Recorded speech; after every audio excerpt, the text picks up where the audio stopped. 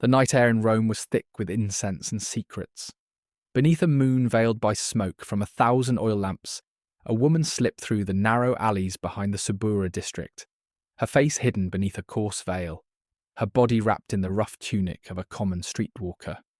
No one recognised her, not the drunkards stumbling from taverns, not the guards leaning against crumbling walls, not even the brothel madam who opened the door with practised suspicion. To them, she was just another body for sale.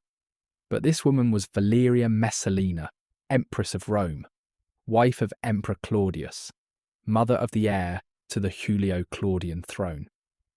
And tonight, like so many nights before, she had come not to rule, but to ruin herself in the filthiest corners of the empire she helped govern.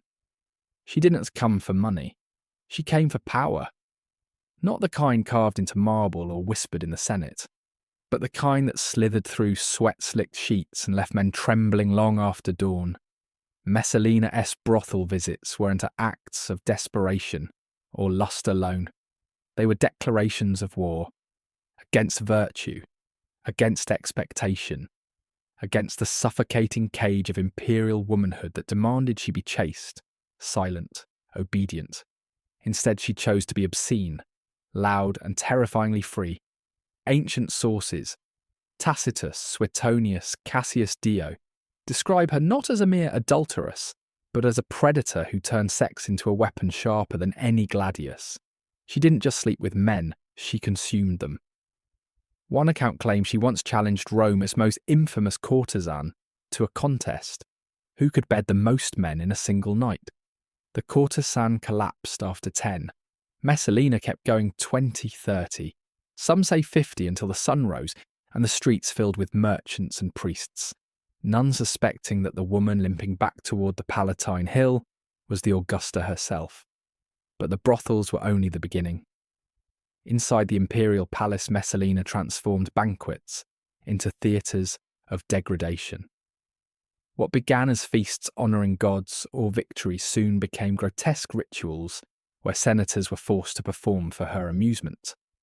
She'd invite noble women under the guise of friendship, then lock the doors and demand they strip, dance, or submit to acts so vile the chroniclers refused to name them. Refusal meant exile or worse. One general, proud and decorated, was found the next morning hanging from his own balcony after declining her invitation. His suicide note read only, "She asked, and I could not say no." Messalina didn't need to raise her voice. Her presence alone was a threat. She knew secrets everyone has secrets, and she collected them like jewels. A whispered affair, a hidden debt, a son born out of wedlock, each was a thread she could pull to unravel a maness life. And then came her masterpiece, the imperial brothel. Not in the slums, but within the very walls of the palace. She converted a wing of guest chambers into a private den of vice, staffed not by slaves, but by Rome's elite senators, wives, patrician daughters, even vestal virgins lured or coerced into service. Guards ensured no one left without her permission. Clients weren't commoners, but high-ranking officials, foreign envoys, even members of the Praetorian Guard. Payment was in tea and coin, but in silence. Every man who entered left bound to her by shame. And from that shame, Messalina built a network of control more effective than any army. Appointments to governorships, tax contracts, military commands, all flowed through her bedchamber. A man who pleased her might find himself consul by spring. One who displeased her might vanish into the Tiber by winter. Her husband Claudius remained oblivious or chose to be. Plagued by physical ailments and political insecurity, he clung to Messalina as his anchor, praising her publicly as the model of Roman matronly virtue. While she bore him 2 children, Britannicus and Octavia, he saw only devotion. He never suspected that the woman who kissed his brow each morning had spent the night on her knees before half the Senate, or that the lullabies she sang to their son were the same melodies she hummed while watching noblemen crawl across marble floors like dogs. Claudius trusted her so completely that he granted her unprecedented influence over state affairs. She used it not to strengthen Rome, but to hollow it out from within. Laws were twisted, trials were rigged, estates were seized under false charges of treason, always to benefit her lovers or punish her enemies. The Senate, once the heart of the Republic, became a chorus of terrified yes-men, their voices muffled by the pillow of humiliation. Religion, too, became her plaything. She mocked the Vestals, seduced priests of Mars, and once staged a mock wedding to the god Bacchus during a sacred festival, dancing naked before the altar as attendants poured wine over her body. The people whispered, but no one dared speak aloud. To accuse the Empress was to sign your own death warrant. And so Rome learned to look away, to pretend the screams from the palace were just the wind, that the late-night processions of hooded figures were merely servants. But the rot was spreading. Soldiers began to mutter in barracks. Merchants avoided imperial contracts. Even the gods seemed to turn their faces. Crops failed, plagues flared, omens darkened the skies. Yet Messalina only grew bolder. If Rome feared her, she would make it worship her. If virtue was a cage, she would burn it down and dance in the ashes. She believed herself untouchable. After all, who would dare move against the woman who held the Emperor's ear and the Senate's secrets? Who would risk exposing their own shame to bring her down? For years, the answer was no one. But power built on fear is brittle, and Messalina's empire of flesh had one fatal flaw. It required constant feeding. The more she took, the more she needed. The more men she broke, the hungrier she became for new conquests. And eventually she reached too far. She set her eyes on Gaius Silius, a young, handsome consul, with a reputation for integrity and a wife she despised. She didn't seduce him. She demanded him. When he hesitated, she had his wife accused of witchcraft and executed. Then she summoned him to her chambers and told him plainly, "You will be mine, or you will be dead." He chose survival. But Messalina wanted more than submission. She wanted spectacle. She wanted legacy. And so in the spring of 48 AD, while Claudius was away at Ostia inspecting grain shipments, Messalina did the unthinkable. She married Gaius Silius. Not in secret, not with a priest in the shadows, but in full daylight, with witnesses, vows, and a wedding feast attended by half the aristocracy. She wore the bridal veil. She exchanged rings. She declared Silius the true heir to the throne, claiming Claudius was weak, dying, irrelevant. To the Romans, this wasn't just adultery, it was treason. Marriage to another man while the emperor lived was an act of rebellion, a direct challenge to the divine order of the state. Word reached Claudius within hours. At first, he refused to believe it. It must be a jest, he told his advisers. But when the freedman Narcissus laid before him signed marriage contracts and testimony from trembling guests, Claudius collapsed into a chair, weeping. "She has made me a cuckold before the gods," he whispered, "and a fool before Rome." That night, as Messalina prepared for her wedding night with Silius, Praetorian soldiers surrounded the villa. She fled to the gardens of Lucullus, dragging her children behind her, begging for mercy. But Narcissus, fearing she might yet manipulate Claudius into forgiving her, acted swiftly. He sent a message to the guards, "Do what must be done." Messalina begged for a sword. They gave her one. She hesitated. In the end, a tribune drove the blade into her chest. She was 26 years old. Her name was chiselled from every monument. Her statues were toppled. Her children were raised by others, taught to forget her. History branded her a monster, a cautionary tale of female ambition run amok. But the truth is more terrifying. Messalina wasn't an anomaly. She was a symptom, a product of an empire so rotten with hypocrisy that the only honest act left was depravity. And in her fall, Rome didn't cleanse itself, it merely buried the mirror. The morning after her wedding to Gaius Silius, Messalina did not wake in fear. She woke in triumph. Sunlight streamed through the gauzy curtains of the villa's bridal chamber, glinting off the gold circlet still tangled in her hair. Her body ached not from shame, but from exertion, from the sheer audacity of what she had done. She had not merely taken a lover, she had staged a coup with silk and sweat. She had turned marriage into mutiny. And for one gilded moment she believed Rome itself would bow to her will. Her servants moved in hushed reverence, not because they loved her, but because they knew. The Empress had crossed a line so deep it could not be uncrossed. And in that crossing she had become something new, not just Claudius' wife, but a rival sovereign, crowned not by Senate decree, but by her own unshakable hunger. She rose slowly, letting the sheet fall away, revealing the bruises on her hips, the bite marks on her shoulder badges of conquest, not degradation. She ordered wine, not water. She demanded music, not silence. And as Lyres plucked a melody borrowed from a Bacchic hymn, she dictated letters to 3 different secretaries at once. One to the Praetorian prefect, reminding him of the favours she'd granted him. Another to the grain merchants of Ostia, warning them not to side with the old man by the sea. A third to her network of brothel keepers across the city, instructing them to spread the news. The Empress is wed. The new order begins today. She wasn't a delusional. She knew Claudius was weak, and not dead. But weakness in her calculus was a form of vacancy, and vacancies were meant to be filled. What Messalina understood better than any man in Rome was that power wasn't just held, it was performed. And she'd spent years perfecting the performance of absolute control. Long before Silius, she had turned the imperial palace into a theatre of psychological domination. Senators didn't just attend her banquets, they survived them. She would seat a man beside her, feed him figs with her own fingers, whisper promises in his ear, then mid-feast call for a slave girl to strip and dance.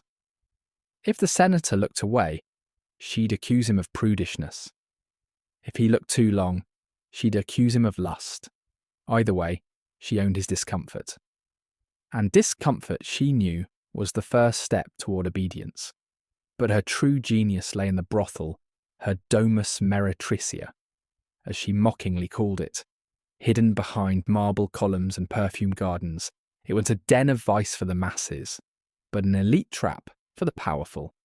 She didn't recruit prostitutes. She recruited wives. The daughter of a respected consul, caught in an affair with a gladiator, was given a choice. Exile in disgrace, or service in the Empress' private quarters for 1 month. She chose the latter.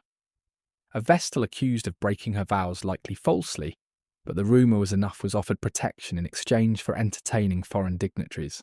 She too agreed. Soon the brothel wasn't just a place of sex, it was a ledger of leverage.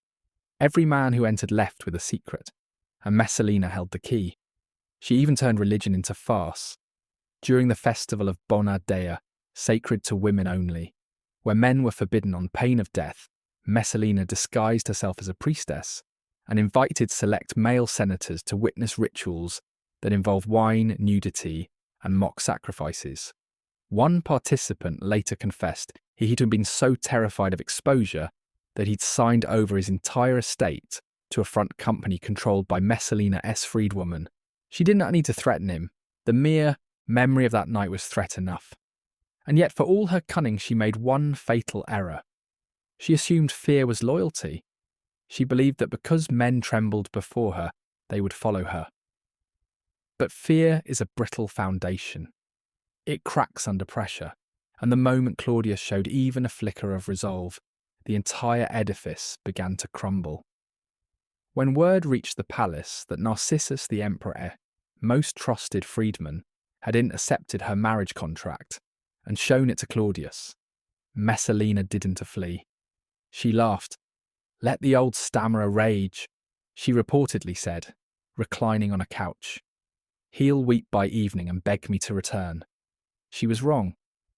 Narcissus knew Messalina too well.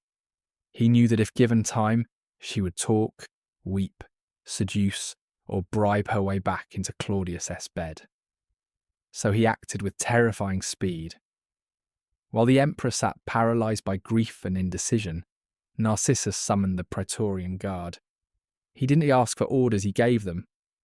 The empress has committed treason, he declared. She has married another while the emperor lives.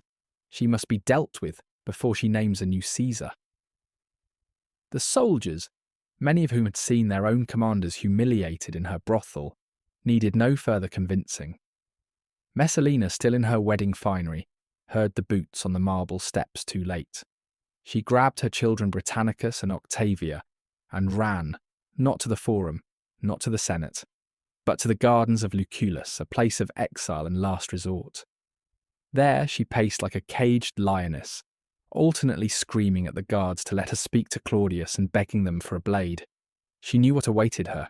She had seen it done to others: the swift execution, the erasure, the chiselling of names from stone.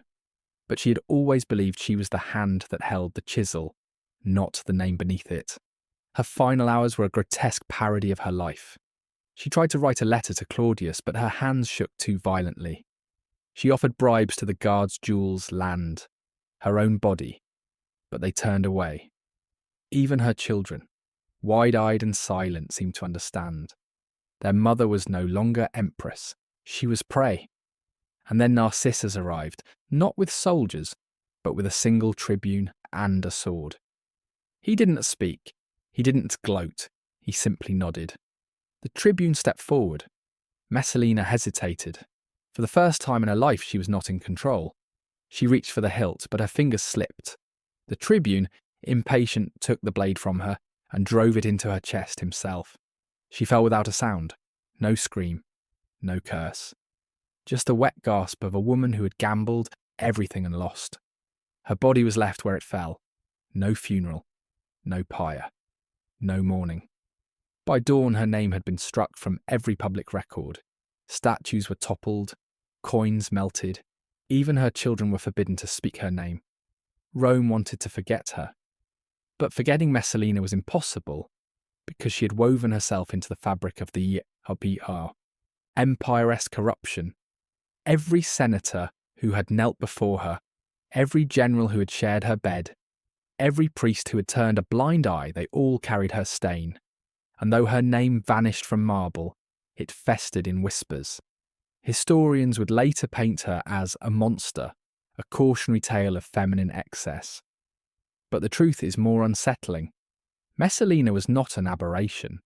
She was the logical endpoint of a system that gave women no legitimate power, so they seized it through the only channels left open: sex, secrecy, and shame. In a world where a man could rise through the Senate, a woman had to rise through the sheets. And Messalina didn't just climb, she burned the ladder behind her. Yet her legacy endured, not in monuments, but in method. Future empresses learned from her mistakes. Be ruthless. Yes, but never theatrical. Dominate in silence. Corrupt behind closed doors. Never let your power be seen as personal indulgence. After Messalina, Roman women of influence became ghosts present in every decision, absent from every record. They ruled through sons, through lovers, through networks of spies and servants. They became the unseen architects of empire, careful never to wear the crown Messalina had so brazenly claimed. But in the shadows of the Palatine Hill, where the wind still carries the scent of myrtle and decay, some say you can hear her laughter low, defiant, unrepentant. Because Messalina knew something the Senate never admitted: that Rome wasn't built on law or virtue, but on appetite, and she had simply indulged it more honestly than the rest. Rome did not fall in a day, but it began to rot the moment Messalina stepped into that brothel wearing nothing but a veil and a smirk. What she unleashed wasn't just personal depravity. It was institutional decay disguised as entertainment. While senators toasted her health at banquets, they did so with trembling hands, knowing that beneath the gilded table, their reputations were already shackled to her bed. Messalina understood something the Caesars before her never fully grasped: that in an empire built on appearances, the most dangerous power wasn't the one wielded in the Forum.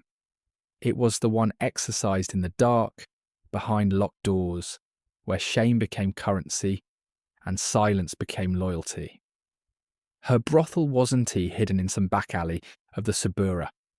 It was nestled in the imperial gardens, shielded by cypress trees and the complicit silence of the Praetorian Guard.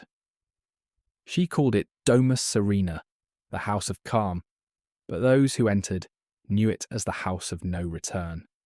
Here Rome's elite didn't come for pleasure. They came under summons. A discreet note sealed with the imperial wax would arrive at a senator's villa. The Augusta requests your presence this evening. Do not disappoint her. Refusal was not an option. To decline was to admit you had something to hide, and everyone had something to hide. The interior was a masterpiece of psychological theatre. Marble floors reflected candlelight like still water. Silk drapes muffled sound, ensuring no scream, no plea, no confession would escape. In one chamber, noble women were made to serve wine on their knees, their fine stolas replaced with sheer tunics that left nothing to the imagination. In another, generals were forced to reenact their greatest victories naked, crawling across maps of Gaul or Germania, while Messalina laughed from a raised couch, feeding grapes to her latest lover. And in the central hall, the atrium obscurum, the real work happened. Here men were paired not by rank, but by secret. A man who had embezzled temple funds might be bound to one who had fathered a child with a vestal. A consul, who'd taken bribes from Parthia, might be forced to share a bed with the very ambassador he'd betrayed. Messalina watched it all from behind a lattice screen, recording every detail in a private ledger kept by her most trusted freedwoman. This wasn't tea lust. This was architecture. She was building a web so intricate that no single thread could be pulled without unravelling the whole. Every act of humiliation was a knot. Every shared secret, a bond. And over time, the Senate ceased to be a body of governance. It became a congregation of the compromised, bound together not by law or duty, but by mutual terror. They stopped debating policy. They stopped challenging Claudius. They stopped even whispering dissent, because they knew, if one man fell, he might take them all down with him. And Messalina ensured they stayed entangled. She hosted monthly reunions at the Domus Serena, ostensibly to celebrate birthdays or military victories, but in truth, to refresh the trauma. Do you remember how Senator Varro wept when he had to kiss the feet of his rival? She'd purr, swirling wine in a golden cup. Or how General Lepidus begged to be spared the blindfold. The men would force smiles, their eyes darting to the exits, their bodies rigid with remembered shame. But they never left. Because leaving meant admitting it had happened. And admitting it had happened meant inviting exposure. She even turned religion into a tool of control. During the festival of Venus Verticordia, the goddess who turns hearts from vice to virtue, Messalina staged a mock purification ritual. She invited the wives of prominent senators to bathe in sacred waters, only to have them ambushed by masked attendants who dragged them into side chambers. The next morning, those same women would receive gifts, jewellery, fine cloth, even land grants. But with each gift came a letter. Your devotion to the goddess was noted. Let it continue in private. The message was clear. Your virtue is now my property. But the true brilliance of her system lay in its scalability. She didn't need just dominate individuals, she corrupted institutions. The Praetorian Guard, once the Empress' loyal protectors, became her enforcers. She paid them not in coin, but in access. A night with a noble woman, a glimpse of a senatoress' private ledger. The chance to watch a rival humiliated. The Vestal virgins, sworn to chastity and silence, were blackmailed into spying on their own families. Even the imperial bureaucracy bent to her will. Tax collectors, who delivered extra revenue, were rewarded with invitations to her inner circle. Those who fell short found their daughters mysteriously summoned to the palace for private audience. And Claudius? He remained oblivious, or chose to be. He praised her publicly as the light of the Palatine, lauding her devotion to their children, her piety, her grace. He never saw the ledgers. He never heard the screams muffled by silk. He never knew that the woman who kissed his brow each night had spent the previous evening watching his closest adviser beg for mercy while chained to a bedpost. To Claudius, Messalina was the perfect Roman matron. To Rome, she was its silent executioner. Yet for all her cunning, she made one catastrophic error. She confused fear with love. She believed that because men obeyed her, they respected her. Because they came when called, they were loyal. But fear is a fire that consumes its own fuel. The more she demanded, the more resentment festered. The more she exposed, the more enemies she made.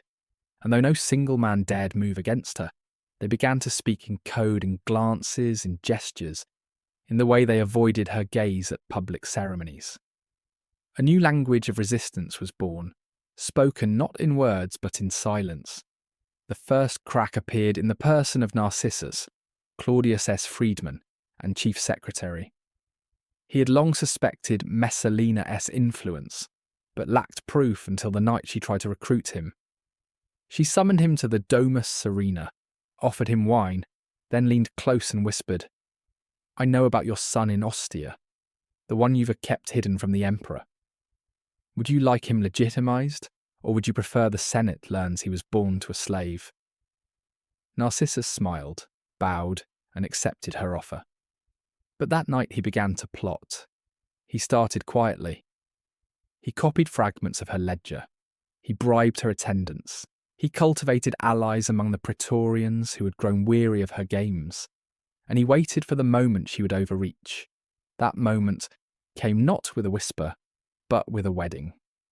When Messalina married Gaius Silius in broad daylight, she didn't just defy Claudius, she declared war on the very idea of imperial authority. To the Senate it was treason, to the people it was sacrilege, but to Narcissus it was opportunity. He moved with terrifying speed. While Claudius wept in his chambers, paralysed by betrayal, Narcissus summoned the guard, forged imperial orders, and sealed the palace gates. He gave no speeches. He issued no proclamations. He simply ensured that by the time Messalina realised she was no longer empress, it was already too late to run. Her final hours were a grotesque echo of her life. She begged for mercy, offered bribes, even tried to send a letter to Claudius, but Narcissus intercepted it. He knew better than anyone. Once unleashed, shame cannot be recalled, and Messalina had spent years weaponizing it. Now it turned on her. When the tribune drove the blade into her chest, Rome exhaled, not in grief, but in relief. Her name was erased from monuments, her statues toppled, her children raised by others. But her legacy remained not in stone, but in system. Future empresses learned from her mistakes. Dominate in silence, corrupt in shadows. Never let your power be seen as personal indulgence. After Messalina, Roman women of influence became ghosts present in every decision, absent from every record. Yet in the quiet hours, when the wind blew through the ruins of the Palatine, some swore they could still hear her laughter low, defiant, unrepentant.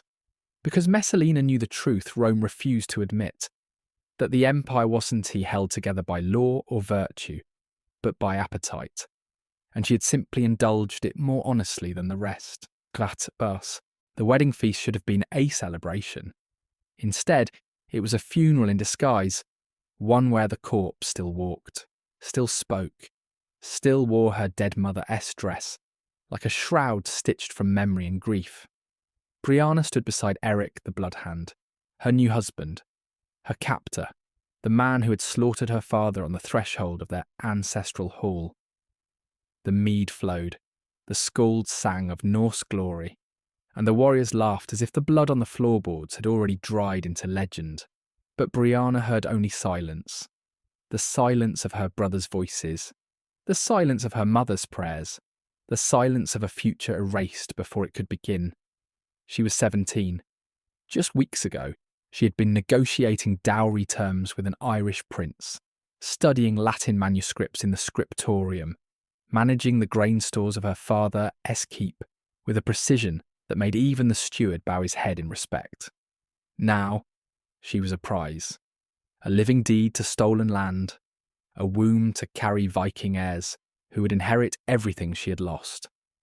Every guest at that table knew it. Every cheer was a nail in the coffin of her old life. And Eric, broad-shouldered, scarred, reeking of iron and mead, leaned close and whispered in her ear, "You will give me sons with your eyes and my will. They will rule this land as Norsemen, and you will teach them to forget you ever spoke Irish." This was not marriage. It was annexation by flesh, and Brianna was not the first, nor would she be the last. Across the Viking world, the daughters of conquered nobles were folded into the conqueror, Aen lineage like pages torn from one book and bound into another. Their blood became the ink that rewrote history, their children the living forgeries of empire. In Scotland, a girl named Moira watched her father's throat slit by a Norse jarl named Hrold. 3 days later, she stood beside him in a hall hung with her clan's banners, now repurposed as Norse trophies, and swore oaths in a language she barely understood. She bore him 4 sons. By the time she was 30, those sons led raids against the very glens where she had played as a child. She never spoke her native Gaelic aloud again, but at night, when the fire dimmed, she would hum lullabies in the old tongue, pressing her lips to her youngest son's forehead, hoping the words might seep into his bones like secret roots. In France, yet a widow named Elise buried her husband after he fell defending their vineyard from raiders. Before the earth had settled on his grave, the Viking who killed him, Bjorn Ironside, claimed her as his wife. "Your lands are mine by right of conquest," he told her, "but your body will seal the deed." She bore him 2 daughters, her sons from her first marriage.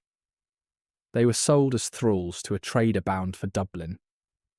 She saw them scrubbing floors in the very villa where they had once slept in feather beds. She never spoke to them, not once. To acknowledge them would be to remind Bjorn of their existence and risk their aufragd lives. In Saxony, Princess Theodora watched her city burn. She saw the Viking warlord Guthrum order the execution of 300 citizens who refused to swear fealty. When he came for her, he didn't drag her away. He offered her a crown. "Marry me," he said, "and your people live. Refuse, and they die screaming." She married him in a cathedral still blackened by smoke, wearing a gown stitched from the altar cloth. Their wedding night was witnessed by guards. Their first child was named Guthric Guthrum Power. He grew up hearing tales of his father's glorious pacification of the Saxon rebels, never learning that his maternal grandparents had been among the 300. These women were not passive. They were strategic. Survival demanded performance. Brianna learned to smile when Eric praised her. She learned to nod when he spoke of raising their sons as true Norsemen. She even began teaching them Norse sagas, while weaving Irish myths into the tales like hidden threads. This hero, she did say, was brave like Cuchulainn. The boys would not know the name meant anything. But someday, perhaps, a descendant would hear it and feel a strange pull toward green hills and stone circles. Some resisted more directly. They poisoned stew with hemlock gathered in secret. They left doors unlatched for raiders from rival clans. They whispered intelligence to surviving kin through travelling monks or merchant wives. But most resistance was quieter, more enduring. It lived in the way a mother held her child, in the song she sang, in the name she whispered when no one else was listening. Because the true horror of these forced unions wasn't just the violence, it was the erasure. The children of these marriages were raised to despise the blood that gave them life. They mocked their mother's accents. They burned their mother's holy books. They called their maternal kin savages, while wearing torques forged from their grandfathers' melted swords. The Viking project wasn't just about land, it was about memory. And memory, they knew, began in the cradle. DNA would later tell the truth the sagas tried to bury. Modern studies of Iceland reveal a haunting pattern. While 62 of male lineages trace back to Norse ancestors, 63 of female lineages are Celtic Irish, Scottish, Welsh. These are indeed just numbers. They are the genetic echoes of thousands of Briannas, Moiras, Elise's women, whose bodies became the silent bridges of conquest. Their sons carried Norse names, but their mitochondrial DNA carried the song of the Shannon, the wind off Skye, the reign of Connemara, and yet in the official records, they vanished. No chronicle mentions Brianna by name. No runestone bears her memory. She exists only in absence in the gap between what was and what was rewritten. But in the quiet spaces of history, in the lullabies passed down through generations, in the way some Icelandic families still bless their children, in a language no one speaks anymore, she endures. Eric never knew that. Brianna kept a small knife hidden beneath her mattress. He never saw her trace in the outline of her father's face, in the frost on the window each winter morning. He never understood that every time she touched her belly, she wasn't thinking of heirs, but of hostages. Her children were both her chains and her hope. If she could not free herself, perhaps she could plant a seed of memory in them, a seed that might one day bloom into rebellion, or at least remembrance. Years later, long after Eric died in battle, some say from a wound that festered strangely, though no one dared investigate, Brianna would sit by the fire and tell her grandchildren stories of a land far to the west, where the sea is green and the hills sing. The children would laugh and call it a fairy tale. But one boy, her youngest grandson, would remember. And when he sailed west decades later, chasing rumours of new lands, he carried with him a small leather pouch filled with Irish soil his grandmother had given him on her deathbed. She never saw freedom, but she made sure her blood remembered it. Rome did not collapse in a single night, but it began to fracture the moment Valeria Messalina turned the imperial bedchamber into a throne room of shame. What she built was not mere debauchery, it was a parallel state, governed not by law or loyalty, but by blackmail, humiliation, and the silent complicity of men too terrified to speak. Her brothel wasn't a den of vice, it was a ministry of control, where every groan, every whispered plea, every drop of sweat became a ledger entry in her ledger of power. And for a time, it worked. Senators who once debated policy now rehearsed alibis. Generals who led legions now flinched at the sound of imperial summons. Even the Praetorian Guard, sworn to protect the emperor, learned to avert their eyes when Messalina passed because to look too long was to be seen, and to be seen was to be summoned. She understood something Claudius never did, that in an empire drowning in hypocrisy, truth is the ultimate weapon. While the Senate praised chastity, its members kept mistresses in hidden villas. While priests chanted hymns to Vesta, they slipped coins to street walkers in the Subura. Messalina didn't invent corruption, she weaponized it. She turned Rome's moral rot into a system of governance. Her brothel wasn't just for sex, it was an intelligence hub. Every man who entered left behind a confession, a secret, a vulnerability, and she collected them all. A consul who de-embezzled temple funds? She had him servicing a Syrian merchant while his wife watched from behind a curtain. A tribune who de-plotted against Claudius? She made him kneel before the very man he de-betrayed, naked and trembling, while she fed grapes to her lover. Resistance wasn't crushed, it was performed. And the audience was always the victim himself. But her true masterpiece was the illusion of choice. She never forced a man, at least not openly. Instead, she offered him a door. "You may leave," she'd say, reclining on silk, her voice honeyed with false mercy. "But know this, if you walk out, your wife will learn of your affair with the baker's daughter. Your son will be denied entry to the military academy. Your estate in Baiae will be reassessed for tax purposes." No one ever walked out. They stayed, They complied. They even smiled. And in that smile, Messalina saw her victory. Not just obedience, but willing participation in their own degradation. She even corrupted time itself. Banquets that once lasted hours now stretched into days' orgies disguised as diplomatic receptions, where foreign envoys were plied with wine and then led to chambers where noble women, bound by debt or fear, awaited them. These weren't just acts of pleasure. They were treaties written in flesh.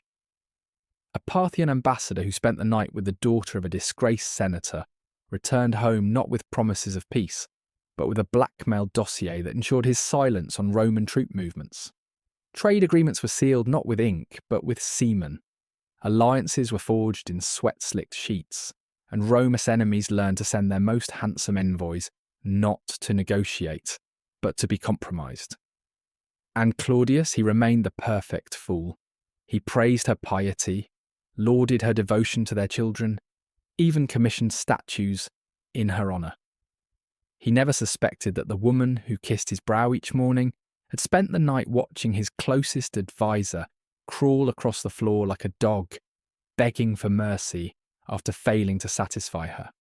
To Claudius, Messalina was the ideal Roman matron, modest, fertile, loyal. To Rome she was its silent sovereign, ruling from the shadows of silk-draped rooms where virtue went to die. But power built on fear is a house of glass, and Messalina's empire began to crack the moment she stopped fearing anyone in return.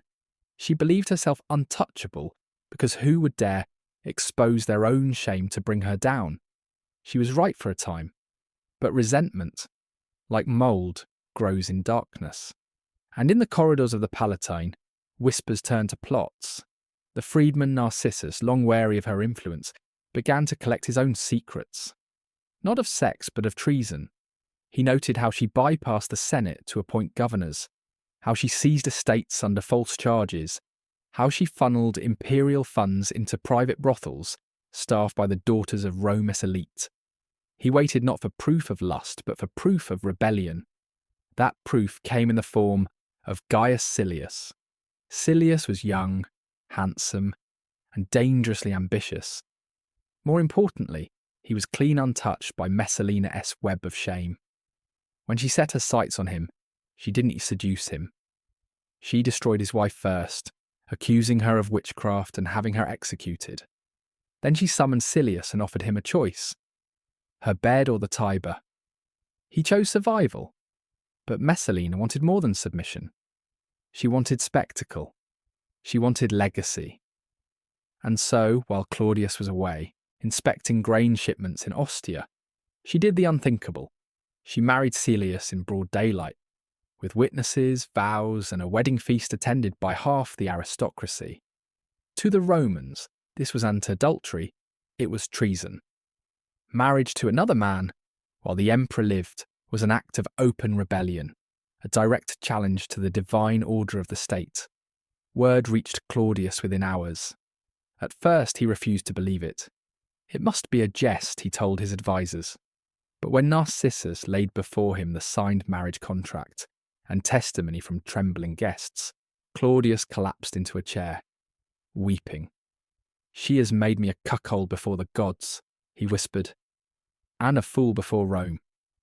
That night, as Messalina prepared for her wedding night with Silius, Praetorian soldiers surrounded the villa. She fled to the gardens of Lucullus, dragging her children behind her, begging for mercy. But Narcissus, fearing she might yet manipulate Claudius into forgiving her, acted swiftly. He sent a message to the guards: "Do what must be done." Messalina begged for a sword. They gave her one. She hesitated. In the end, a tribune drove the blade into her chest. She was 26 years old. Her name was chiselled from every monument. Her statues were toppled. Her children were raised by others, taught to forget her. History branded her a monster, a cautionary tale of female ambition run amok. But the truth is more terrifying. Messalina was indeed an anomaly. She was a symptom, a product of an empire so rotten with hypocrisy that the only honest act left was depravity. And in her fall, Rome didn't cleanse itself, it merely buried the mirror. The auction block in Dublin wasn't to wood, it was bone. Not literally, perhaps, but spiritually. Every plank had absorbed the sweat of 1,000 women, the salt of their tears, the blood from their split lips when they screamed and no one came. By 852, Dublin had ceased to be an Irish town. It was a nerve centre of human commerce, a Viking engine fuelled by flesh, and at its heart stood the block where women were sold like cattle, priced like grain, and shipped like timber across a network that stretched from Iceland to Baghdad. Princess Orleth stood naked on that platform, her royal blood now just another commodity. Her hands, once used to signing charters and turning the pages of illuminated gospels, now trembled at her sides. The auctioneeress voice cut through the market din like a blade. Noble-born, educated, virgin, Frankish lineage with Irish ties ideal for Byzantine households seeking refinement. He didn't mention that she'd watched her father's throat slit, that she'd hidden in a root cellar for 3 days before being dragged out by her hair. Those details didn't affect market value. Only her teeth, her hips, the smoothness of her skin, those were what mattered. Bidding began at 12 marks of silver. A Byzantine merchant raised it to 15, imagining her kneeling beside his fountain in Constantinople, reciting Virgil to impress his guests. An Icelandic settler countered with 18 he needed a high-status wife to legitimise his claim on stolen land. But the final bidder was a trader from the Volga route, a man who dealt exclusively in premium stock. He paid 24 marks. Orleth would not stay in the west. She would travel east through Sweden, down the Dnieper, past the rapids where slaves were forced to carry ships overland, while warriors guarded against Slavic ambushes. She would cross the Black Sea, enter the golden gates of Baghdad, and vanish into the harem of a silk merchant whose name she would never learn. Her red hair and pale skin would make her exotic. Her Latin would make her useful. Her silence would make her perfect. But Orleth was just one transaction in a machine that never stopped. Dublin's slave market processed thousands of women every season.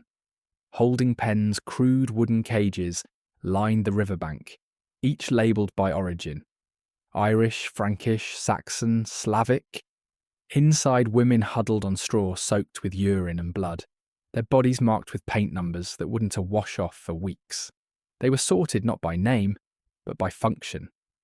Young and beautiful, reserved for elite buyers. Strong and plain, destined for Icelandic farms. Pregnant, a bonus 2 for the price of 1. Skilled in weaving, healing, or literacy. Premium pricing applied. The logistics were chillingly modern. Medical inspectors checked for fever, or saws sick stock was quarantined to protect inventory. Feeding stations doled out barley gruel, just enough to keep women alive, but weak enough to prevent resistance. Guards rotated in shifts, trained to spot escape attempts before they began. And the records were meticulous. Origin, age, skills, sale price, buyer destination. The Vikings didn't just traffic humans, they industrialised it. 7 centuries before the Atlantic slave trade, they had already perfected the calculus of human commodification. Consider the price list, preserved in fragments of Norse legal codes and Arab merchant accounts. A virgin age, 14, 18, 20 marks. The same woman, no longer virgin, 12 marks. A woman over 25 with no skills, 8 marks.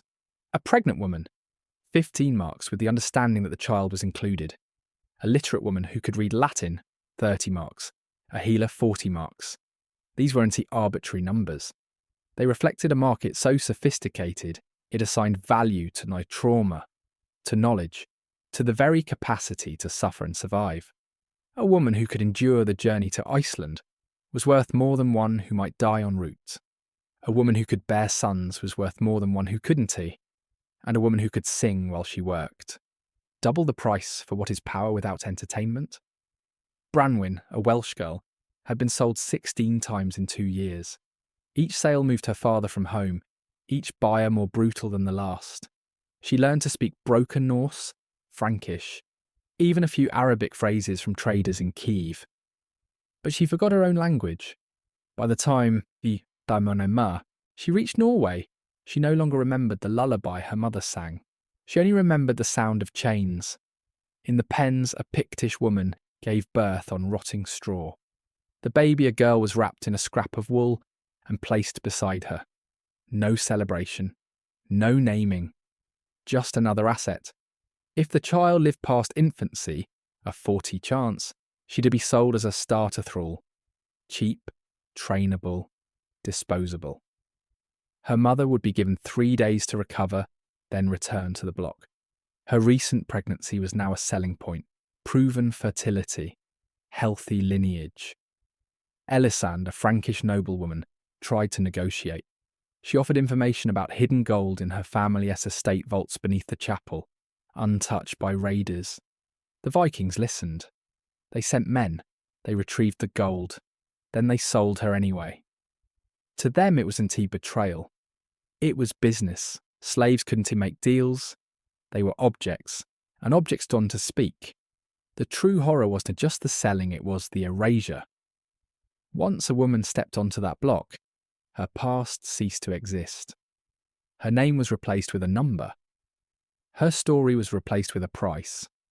Her identity was folded into the buyer's household like a page torn from a book and glued into another. Her children would never know her mother's name. Her grandchildren would speak only Norse. Her bloodline would survive, but only as a whisper beneath the roar of conquest. And yet some resisted. Not with swords, those were forbidden, but with silence. With poison hidden in mead. With song sung in dead languages. With the quiet act of remembering a name when no one else would. One woman, sold to a trader bound for Volga, jumped overboard on the third night. She chose the cold black water over a life of endless sail. Her daughter, 7 years old, watched from the deck. She would carry that image forever, the splash, the silence, the way the sea closed over her mother like a shroud. Dublin S-Market thrived because it wasn't just local, it was global. Norse ships arrived weekly, their holds packed with women from Lindisfarne, York, Paris, and beyond. Overland caravans brought Slavic captives from the east. Every route converged here, turning Dublin into the Walmart of human suffering, efficient, scalable, and utterly merciless. But the most chilling detail, the buyers weren't just Vikings. Irish chieftains collaborated, selling rival clans' daughters for silver. Frankish merchants brokered deals. Byzantine eunuchs placed orders in advance. The trade wasn't just Viking, it was European. Everyone profited. Everyone looked away. When the fire arrows finally burned Dublin-esque slave pens in the 12th century, the ashes carried more than wood. They carried the ghosts of 500,000 women whose names were never recorded, whose suffering built an empire, and whose DNA now flows through millions of living people, silent, scattered, but never gone. The wedding feast should have been a celebration. Instead, it was a funeral in disguise, one where the corpse still walked, still spoke, still wore her dead mother-esque dress like a shroud stitched from memory and grief. Brianna stood beside Eric, the bloodhound, her new husband, her captor, the man who had slaughtered her father on the threshold of their ancestral hall. The mead flowed, the skalds sang of Norse glory, and the warriors laughed as if the blood on the floorboards had already dried into legend. But Brianna heard only silence, the silence of her brothers' voices, the silence of her mother's prayers, the silence of a future erased before it could begin. She was 17. Just weeks ago, she had been negotiating dowry terms with an Irish prince, studying Latin manuscripts in the scriptorium, managing the grain stores of her father's keep, with a precision that made even the steward bow his head in respect. Now, she was a prize, a living deed to stolen land, a womb to carry Viking heirs who would inherit everything she had lost. Every guest at that table knew it. Every cheer was a nail in the coffin of her old life. And Eric, broad-shouldered, scarred, reeking of iron and mead, leaned close and whispered in her ear, "You will give me sons with your eyes and my will." They will rule this land as Norsemen, and you will teach them to forget you ever spoke Irish. This was not marriage. It was annexation by flesh. And Brianna was not the first, nor would she be the last. Across the Viking world, the daughters of conquered nobles were folded into the conqueror's lineage, like pages torn from one book and bound into another. Their blood became the ink that rewrote history. Their children the living forgeries of empire. In Scotland, a girl named Moira watched her father's throat slit by a Norse jarl named Hrold. 3 days later, she stood beside him in a hall, hung with her clan-esque banners now repurposed as Norse trophies, and swore oaths in a language she barely understood. She bore him 4 sons. By the time she was 30, those sons led raids against the very glens where she had played as a child. She never spoke her native Gaelic aloud again, but at night, when the fire dimmed, she would hum lullabies in the old tongue, pressing her lips to her youngest son's forehead, hoping the words might seep into his bones like secret roots. In Francia, a widow named Elise buried her husband after he fell defending their vineyard from raiders. Before the earth had settled on his grave, the Viking who killed him Bjorn Ironside claimed her as his wife. "Your lands are mine by right of conquest," he told her, "but your body will seal the deed." She bore him 2 daughters, her sons from her first marriage. They were sold as thralls to a trader bound for Dublin. She saw them scrubbing floors in the very villa where they had once slept in feather beds. She never spoke to them, not once. To acknowledge them would be to remind Bjorn of their existence and risk their Geimnonzimmer lives. In Saxony, Princess Theodora watched her city burn. She saw the Viking warlord Guthrum order the execution of 300 citizens who refused to swear fealty. When he came for her, he didn't drag her away. He offered her a crown. "Marry me," he said, "and your people live. Refuse, and they die screaming." She married him in a cathedral still blackened by smoke, wearing a gown stitched from the altar cloth. Their wedding night was witnessed by guards. Their first child was named Guthric Guthrum's Power. He grew up hearing tales of his father's glorious pacification of the Saxon rebels, never learning that his maternal grandparents had been among the 300. These women were not passive. They were strategic. Survival demanded performance. Brianna learned to smile when Eric praised her. She learned to nod when he spoke of raising their sons as true Norsemen. She even began teaching them Norse sagas, while weaving Irish myths into the tales like hidden threads. This hero, she'd say, was brave like Cuchulainn. The boys wouldn't know the name meant anything. But someday, perhaps, a descendant would hear it and feel a strange pull toward green hills and stone circles. Some resisted more directly. They poisoned stew with hemlock gathered in secret. They left doors unlatched for raiders from rival clans.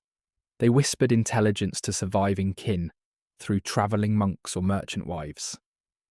But most resistance was quieter, more enduring. It lived in the way a mother held her child, in the song she sang, in the name she whispered when no one else was listening. Because the true horror of these forced unions wasn't to just the violence, it was the erasure. The children of these marriages were raised to despise the blood that gave them life. They mocked their mother's accents. They burned their mother's holy books. They called their maternal kin savages, while wearing torques forged from their grandfather's melted swords. The Viking project wasn't just about land, it was about memory. And memory, they knew, began in the cradle. DNA would later tell the truth the sagas tried to bury. Modern studies of Iceland reveal a haunting pattern. While 62 of male lineages trace back to Norse ancestors, 63 of female lineages are Celtic Irish, Scottish, Welsh. These aren't indeed just numbers. They are the genetic echoes of thousands of Briannas, Moiras, Elise's women whose bodies became the silent bridges of conquest. Their sons carried Norse names, but their mitochondrial DNA carried the song of the Shannon, the wind off Skye, the rain of Connemara. And yet, in the official records, they vanished. No chronicle mentions Brianna by name. No runestone bears her memory. She exists only in absence, in the gap between what was and what was rewritten. But in the quiet spaces of history, in the lullabies passed down through generations, in the way some Icelandic families still bless their children in a language no one speaks anymore, she endures. Eric never knew that.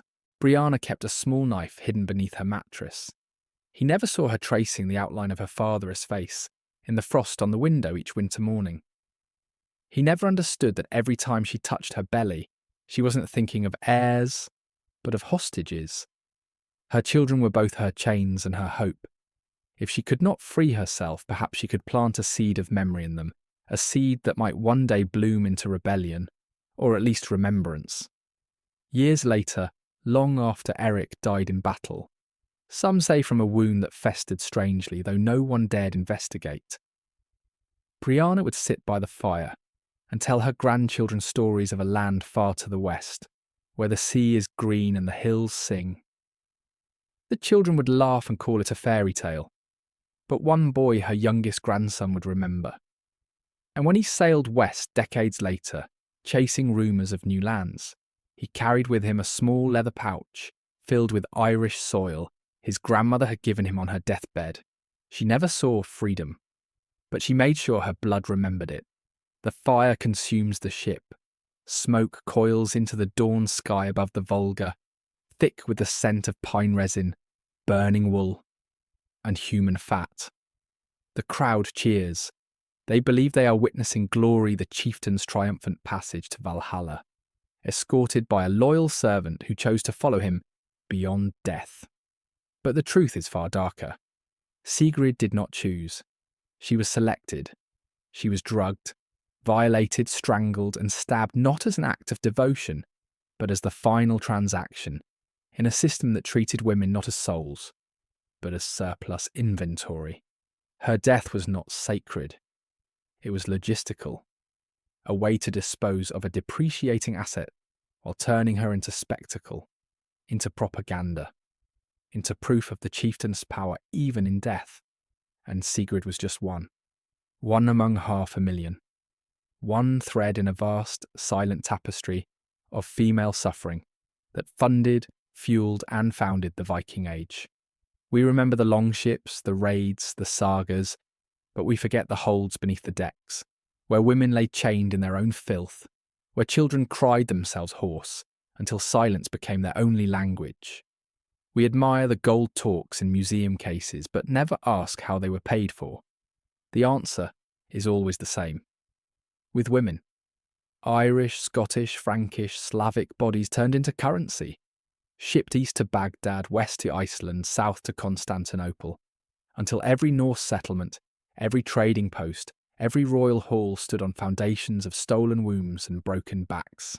The horror wasn't tea in the exceptions. It was in the routine. The grinding of grain for 16 hours a day until fingers curled like roots. The breeding pens where girls as young as 14 were impregnated like livestock, their sons and daughters sold before they could speak. The auction blocks in Dublin where a virgin fetched 20 marks and a literate woman 30, as if knowledge were just another feature to be priced like hip width or tooth alignment. The laws of Gragas that declared a thrall womaness body entirely her masteress, that reduced her death to a property claim worth 8 marks of silver.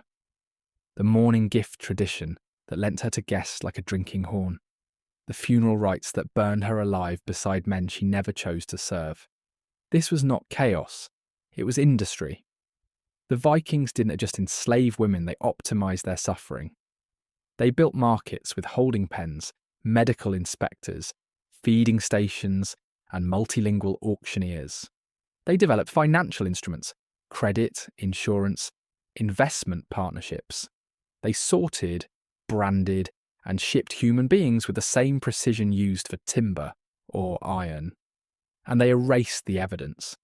No runestones bear the names of the enslaved. No skalds sang their courage. No chronicles recorded their resistance except in fragments, in the margins, in the DNA that now flows through millions of living people who carry Celtic blood in Norse-descended bodies. But the women fought back, not always with swords, though some did, but with silence, with poison, with songs in dead languages, with a quiet act of teaching a child a name that wasn't Norse. Deirdre brewed death into mead and smiled as her killers died. Gwen walked into a lava flow rather than be recaptured. Ursa hobbled for life after trying to reach an ocean that offered no escape. And Brianna, standing in her wedding dress beside her father's killer, whispered Irish myths into Norse tales so her sons might one day remember they were more than conquerors. Their resistance was rarely victorious, but it was never futile. Because in a system designed to make them forget they were human, the mere act of remembering was rebellion. To hum a lullaby in a language no one else spoke. To trace a cross on a child's forehead in secret. To refuse to look away when another woman was taken. These were acts of war, and though history erased their names, it could not erase their impact. The genetic record proves it. In Iceland, 63 of maternal lineages are Celtic. That is not accident. That is abduction. That is survival. That is 500,000 women saying, "You may own my body, but you will not own my bloodline." Today we romanticise the Vikings. We name sports teams after them. We stream dramas that paint them as brooding heroes with honour codes and tragic pasts. We visit museums that display their ships and swords, but say nothing of the women those ships carried, or the hands that forged those blades. We forget that every Norse settlement in Greenland, every trade route to Byzantium, every expedition to Vinland was financed by the sale of women. That Leif Erikson, our AES voyage, may have been funded by profits from Dublin slave market. That the gold in a Jarl arm ring may have bought a Scottish girl's virginity in a Baghdad harem. We cannot unbuild the past, but we can refuse to sanitize it. We can look at the ashes on the Volga and say, this was not glory. This was grief. We can look at the auction block in Dublin and say, this was not commerce. This was catastrophe. And we can look at the silence in the sagas and say, this was not absence. This was erasure. Sigrid, our name may be lost, but her story is not. It lives in every woman who has been told her body is not her own, in every system that turns people into profit, in every empire that builds its greatness on the backs of the voiceless. And if we listen closely in the wind over Icelandic fjords, in the rustle of Dublin's old stones, in the quiet spaces between the lines of history, we can still hear them, not screaming, not begging, but whispering, across 1,000 years, remember us. Because they were not props in a Viking saga, they were the foundation. And without them, there would be no saga to tell. If this truth has unsettled you, if it has cracked the myth you were taught, then you are ready for the next buried story.